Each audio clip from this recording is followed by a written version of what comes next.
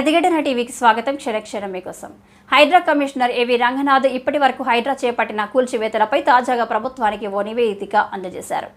నగరం నలువైపులా కొన్ని చెరువులు, కుంటలు, నాలాలతో పాటు FTL బఫర్ జోన్లలో నిర్మించిన అక్రమ నిర్మాణాలపైకి హైడ్రా బుల్డోజర్ వెళ్తున్న సంగతి తెలిసిందే. నిన్నటి వరకు హైడ్రా చేపట్టిన కూల్చివేతలు ఒక ఎత్తైతే నిన్న కూల్చిన కన్వెన్షన్ సెంటర్ మరో ఎత్తు. ఇదే కాకుండా ఒకరిద్దరు ఎమ్మెల్యేలు, ఎమ్మెల్సీలు సైతం చెరువులను, కుంటలను కబ్జా చేసి నిర్మించిన స్థలాల్లోని నిర్మాణాలను సైతం హైడ్రా కూల్చివేసింది.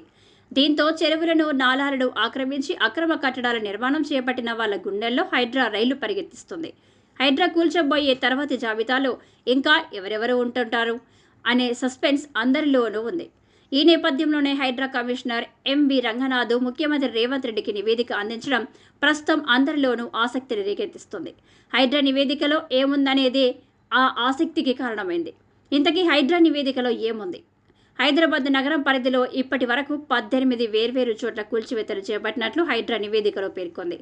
ఆ జాబితాలో అక్కినేని నాగార్జున, కావేరీ సీడ్స్ యజమాని Bhaskar Rao, Bahadurpura MLA Mohammed Mubeen, MIM MLC Mohammed Mirza, మంత్రి బీజేపీ నేత సునీల్ రెడ్డి, నందగిరి హిల్స్లో స్థానిక ఎమ్మెల్యే దానం నాగేందర్ అనుచరుడు నిర్మించిన కట్టడం, ప్రో కబడ్డీ లీగ్ యజమాని అనుపమ, కాంగ్రెస్ నేత పల్లం రాజు సోదరుడికి చెందిన నిర్మాణాలు ఉన్నాయి. ఇవే కాకుండా Banjara Hills, Lotus Pond, Ameerpet, Gajula Ramaram, Mansoorabad ప్రాంతాల్లోనూ అక్రమ నిర్మాణాలపై ఫోకస్ చేసినట్టు హైడ్రా నివేదికలో పొందుపరిచారు. 18 చోట్ల కూల్చిన నిర్మాణాల మొత్తం స్థలం 43.94 ఎకరాల వరకు ఉందని హైడ్రా తమ నివేదికలో స్పష్టం చేసింది.